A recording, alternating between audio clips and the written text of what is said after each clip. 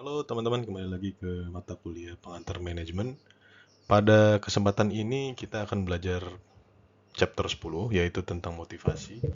Itu hal ini sangat penting dan perlu sangat dipelajari dalam kita mempelajari manajemen dalam organisasi. Artinya motivasi ini sangat berpengaruh terhadap kinerja teman-teman. Jadi seperti yang kita sudah belajar bahwa manajemen itu sangat penting dalam mengelola ketidakpastian, dan manajemen itu dilakukan oleh manajer, dan manajemen itu melibatkan berbagai macam background orang. Jadi melibatkan karyawan yang datang dari bermacam background, melibatkan personel yang datang dari bermacam macam background. Sehingga untuk mencapai tujuan, untuk membuat para staff ini terus bisa bekerja dengan semangat dan mencapai tujuan, memberikan kinerja terbaik, tentunya hal yang perlu diperhatikan oleh manajer adalah menciptakan motivasi yang konsisten. Di sini kita akan bahas tentang uh, perihal motivasi. Tujuan pembelajaran, teman-teman, pada topik ini adalah diharapkan mahasiswa untuk mengerti ya konsep motivasi dalam manajemen.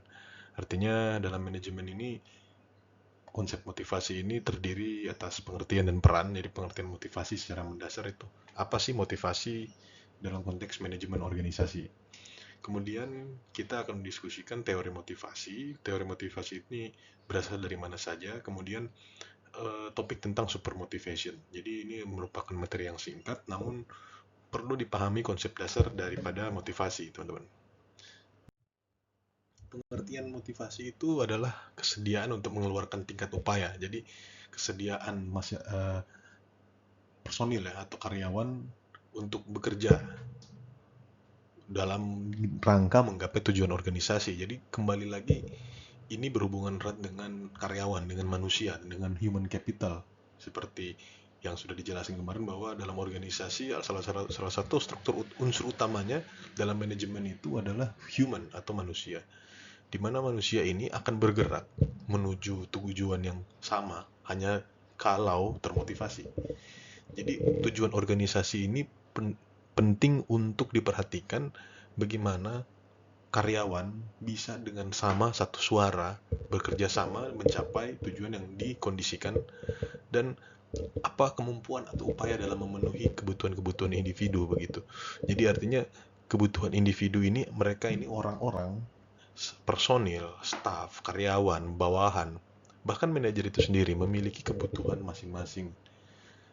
Mereka memiliki ekspektasi masing-masing dalam mereka berkarya di organisasi. Jadi mungkin untuk atasan, dia untuk melakukan aktualisasi diri karena dia ingin berkarya sebagai seorang pemimpin, itulah kepuasan dia. Ada orang-orang yang lain dalam organisasi, mungkin karyawan-karyawan yang lain hanya mencari yang penting sudah dibayar gajinya, sudah mendapatkan gaji yang layak, motivasi mereka sudah cukup. Ada lagi mungkin mereka yang bermotivasi untuk oh, karir ya, artinya mencapai posisi-posisi strategis, naik jabatan. Jadi masing-masing eh, karyawan atau personil individu dalam sebuah organisasi itu memiliki motivasi yang beda-beda. Asumsi dasar motivasi itu, teman-teman, kita bisa lihat dasar dari motivasi itu sebenarnya motivasi hal yang lain, hal yang baik. Jadi artinya motivasi itu hal yang memacu orang atau individu untuk apa latar belakangnya untuk menggapai sesuatu. Motivasi adalah suatu dari beberapa faktor yang menentukan prestasi kerja. Jadi ketika tinggi prestasinya, pasti dia motivasinya juga tinggi. Jadi dia punya drive, dia punya apa yang dikejar secara individu. Motivasi juga bisa habis dan perlu ditambah ketika suatu waktu. Motivasi adalah alat yang dipakai manajemen dalam mengatur hubungan pekerjaan dan organisasi. Jadi motivasi ini dipakai oleh manajemen untuk menghubungkan pekerjaan dan organisasi. Jadi apa yang ditujukan organisasi, bagaimana caranya organisasi punya sebuah visi, punya tujuan, dan bagaimana tujuan dan visi ini dikomunikasikan pada personil sehingga mereka bisa mengerti dan termotivasi bahwa organisasi ini adalah tepat baginya dalam mencari hal-hal yang baik sesuai dengan kebutuhannya.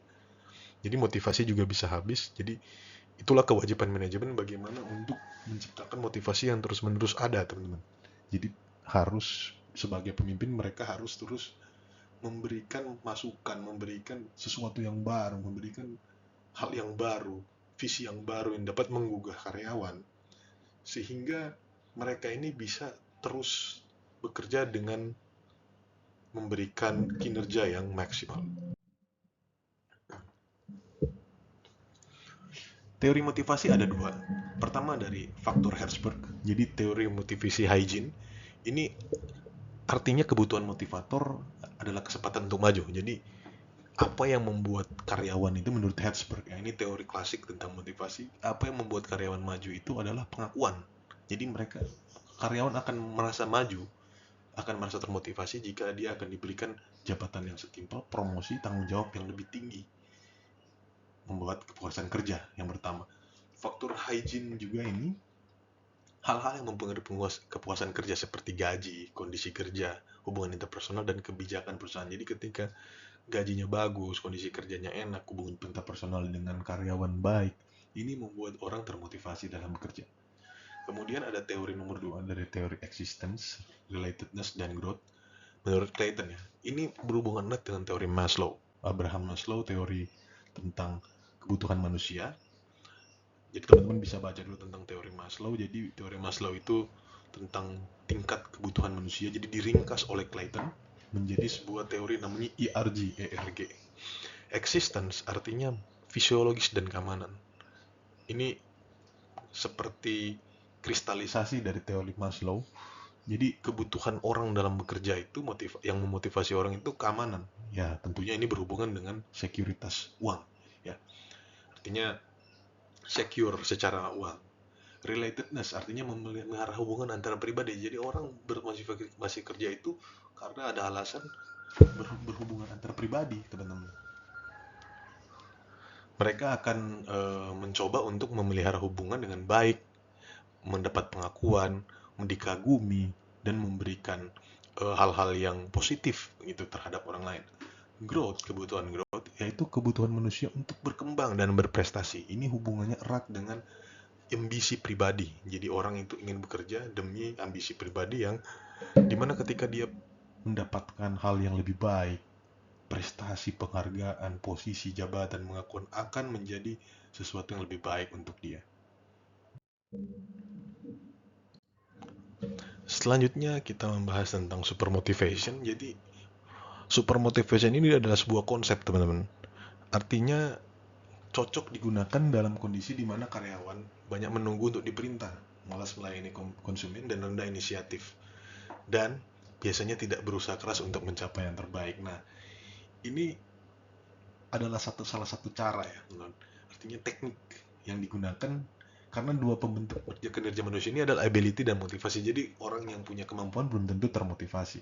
Ability tidak berarti apapun jika tidak digunakan. Jadi artinya ketika kita membayangkan tentang orang yang punya kemampuan tapi tidak punya motivasi, itu tidak berarti apapun, teman-teman. Sebuah talenta jadi tidak ada motivasi untuk berkembang, berjuang, mencapai sebuah tujuan-tujuan yang dalam organisasi itu tidak akan berarti apapun. Ini berlaku dalam konteks organisasi juga, teman-teman. Jadi dalam hal manajemen itu, dalam kita berbicara tentang motivasi, kita harus perhatikan juga selain ability tapi motivasi. Ability juga akan terwujud jika dilipat gandakan dengan namanya motivasi. Jadi ability ini jika tidak ada motivasi ya percuma, ya tidak akan maksimal. Super motivation ini adalah teknik yang menghasilkan tingkat motivasi dan kinerja yang lebih tinggi untuk siapapun secara virtual. Efektif digunakan untuk menemukan motivasi dalam jangka panjang. Jadi ini adalah sebuah pertimbangan ya, teman-teman.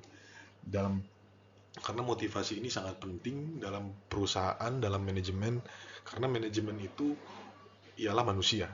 Seperti teori modern manajemen bahwa seperti yang dikatakan seperti yang pernah kita bahas pada sejarah manajemen, teori-teori modern manajemen, misalnya seperti Peter Drucker, yang mengatakan bahwa manajemen itu adalah pengelolaan manusia. Manusia adalah komponen yang tidak terpisahkan, sekalipun dikuasai mesin dan material, pasti manusia adalah yang mengendalikan semua itu. Manusialah yang mengambil keputusan, manusialah yang merasakan, melakukan sensing terhadap segala permasalahan dalam manajemen, sehingga manusia adalah komponen utama, dan motivasi itu sangat penting jika kita mengelola manusia.